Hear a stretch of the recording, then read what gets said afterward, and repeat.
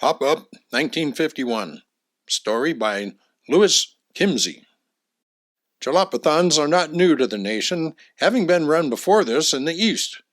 However, Steve Gardner's 24-hour endurance run for jalopies at Culver City Speedway, with sprint races every hour to enliven the proceedings, is Los Angeles' first taste of the crash bang till you drop from exhaustion races. The waitress who drew the Joe at the refreshment stand told me that she had been watching these darn things go round and round till I'm dizzy. This comment came during the halfway point on the 24-hour run, and I could see what she meant. After 2 or 3 hours of watching the pre-1937 cars skid around the oval, one's head does get into a whirl. Procedure with most spectators is to drop in for an hour or two after work or in the afternoon and let it go at that. While there are quite a few hardy souls who seem to get mesmerized and stay on, the limit for most seems to be about the time it takes to take in a movie. Naturally, the crowds must be kept out of the working areas or pits, but believe me, that's where the real thrills lie. So let me take you behind the scenes to the boys that keep the old cars going hour after hour. An endurance race is just an endurance race until you realize that most of these cars are over 15 years old, and none of them were built later than 37. You've no idea of the amount of thought and preparation that goes into this event. One crew seemed really determined to finish. In their pit, I counted these extras: 18 tires and tubes, 2 axles, 2 distributors, 2 fuel pumps, and a tow truck. With 3,000 laps to go, these boys were set for any eventuality.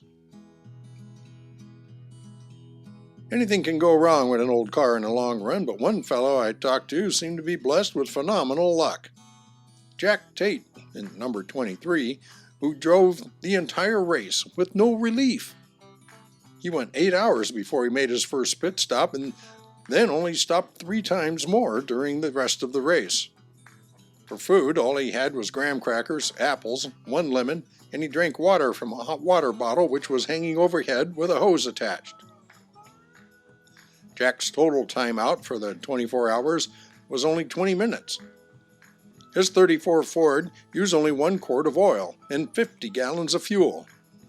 Tate's fuel, along with that of the other cars, was donated by Urbrick's self-service station. 2,500 gallons in all, and the oil and other lubricants were donated by Stay Lube. While Jack Tate's car, and now that I think of it, it couldn't have just been luck, suffered no mechanical failures at all, other drivers were led to fantastic extremes in order to finish. Out of all the tools he brought along, Jack only used his lug wrench, pliers, and a crescent, but I saw one car with its wishbone chained in place and another which was running with a broken right rear axle. Pit crews in some cases worked at lightning speeds. I watched one gang install a rear end in 5 minutes and another group replace a broken axle in 20. At the 13 hours mark, car number 5, a 36 Hudson, driven by Joe Hurd, threw 2 rods and was out of the pits in 1 hour flat. How was this done? Simple, my dear Watson. Along with the 2 bad rods, the crew removed 2 good ones, leaving 1, 2, 7, 8 in operation. Thus number 5 started the race as an 8 and finished as a well-balanced 4. Of course, blowouts were the big problem. All through the day and on into the night, one could hear bang, plump, plump, plump, plump, plump, as tires gave way under the tremendous beating. One car used 48 changes of rubber during the run. There were a total of 38 cars at the start, 28 finished. One car, driven by the Anderson brothers, finished on their sole remaining tire. The cord had been showing for over an hour and only blew out as the checkered flag came down. Can you imagine the pit crew sweating that one out? The main excitement for spectators was the series of sprints that occurred every hour. At a given signal, everyone took off like crazy for a chance at extra prize money. All drivers had an equal chance as the overall position in the race was disregarded during these brief runs.